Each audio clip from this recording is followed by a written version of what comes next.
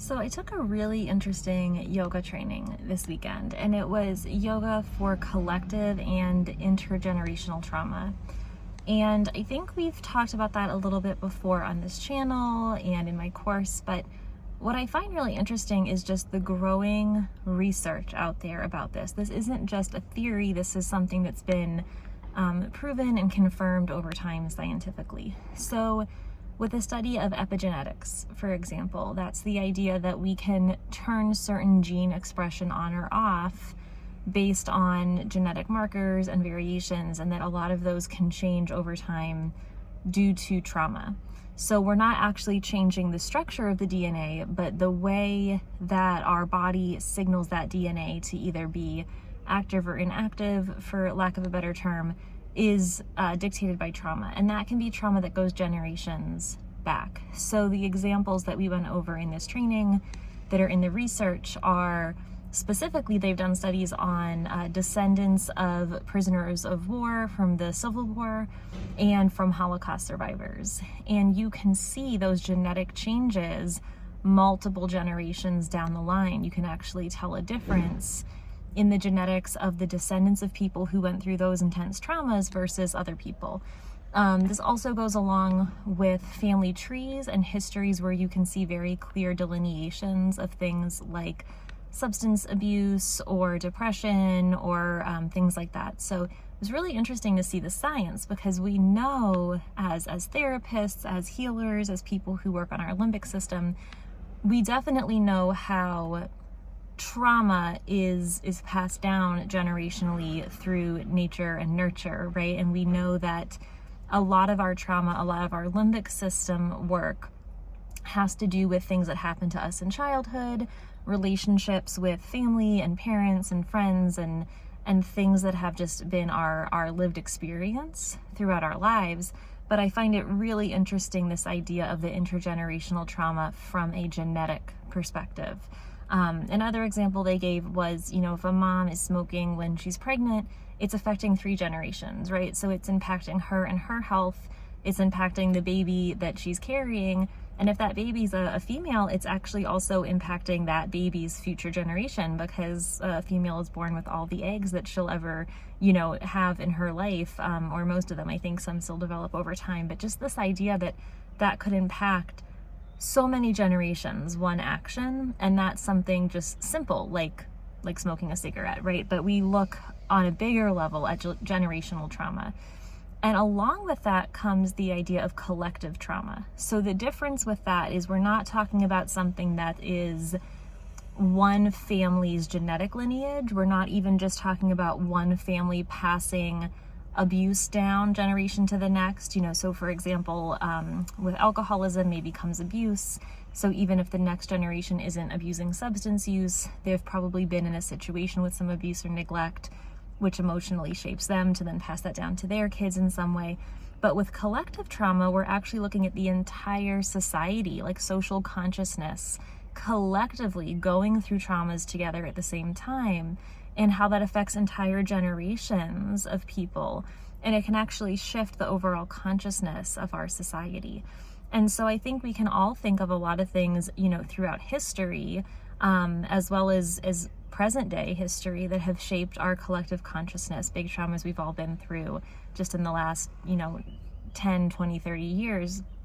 Something we talked about in our training I found interesting was thinking about the witch trials and the witch hunts in, back to the 1300s in Europe. We think about just Salem, but this is actually something that happened all throughout Europe, and collectively what that meant for women. But I did a little bit of a deep dive, because this wasn't just an issue with the church. This wasn't just an issue with the patriarchy. It was kind of a combination. This mass hysteria. It was during a time where we were shifting and seeing a shift from matriarchal herbalism, holistic, women and tribal kind of living, and we are seeing this shift in the Middle Ages to the church ruling things and really patriarchal governments leading things. This was the development of more Western medicine, and there were men that were allowed to go to colleges and be doctors and work for the government, and they were trying to not just suppress women, but also suppress indigenous folk medicine and herbal medicine. And so there was this combination going on, right, where the women who were the most powerful in that time were herbalists and healers and midwives, and they didn't always necessarily toe the line of the patriarchy, the government, the predominant religions of the era. So it was a suppression of that, right? But collectively, that trauma has gone on now for over almost 1,000 years of generation after generation after generation of women carrying this collective trauma. And how many other, witch hunts have we seen repeated throughout history where one group is targeted and marginalized and gone after? And often it is people who are on the fringes or who are doing things a little differently, but we carry that trauma with us. And one of the lovely women in this training was talking about, from a Reiki perspective and doing energy work, and how women very commonly have this blockage in their throat chakra, or a fear around their throat chakra, and thinking about, being afraid to speak your truth, being worried to say the wrong thing, but also collectively as a society of women during the witch trials, so many of those traumas had to do with silencing or hanging, or unfortunately anything to do with that throat chakra. So it's really interesting to hear about how that plays out energetically, how it plays out genetically, how it plays out in the formation of our culture and our society. So those traumas then collectively led to this rise of the patriarchy and what that did for medicine and for women for hundreds of years. So I've really been deep diving into this and thinking about the effect on our limbic system and the effect on brain retraining, and just, we're not just up against our own traumas and using these skills when we're triggered by something, although that's definitely a part of it, right? But overall, because I will have people say to me, I don't really understand this limbic system and trauma connection. I don't think I have a big trauma, or I think I already resolved my trauma. So why do I still have to focus in and do this limbic system work and this trauma healing work and connect back to the earth and connect back to my power?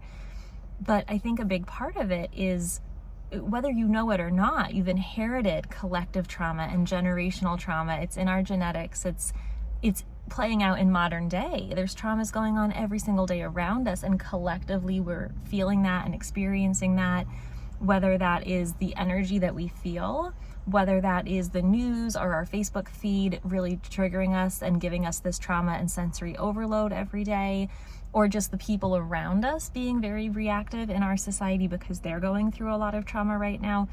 I think it's so important to recognize that the work we're doing is not just healing our limbic system to fix symptoms or to try to help with root cause of symptoms. The work we're doing is really trying to heal our families and heal our society. And the better that we can take care of ourselves and regulate our nervous systems and show up authentically in the world, and show up in a way that we are living to our truest extent and being as healthy as we can and as healed as we can, and coming from a place of just empathy and compassion, the more that we're also healing the collective trauma around us and allowing other people to have space to heal. So I hope this was useful. I just kind of wanted to discuss a little bit, about what I learned this weekend, what I thought was so interesting. If you have any comments or insights into, trauma and the collective consciousness, or intergenerational trauma and how that's impacted your healing journey, I would love to hear about it in the comments. Please subscribe so you can get more updates as I post videos and things like that. And I wanted to just share, how important I think it is to know all of these things. So I hope you guys have a great day full of healing, and I'll talk to you soon.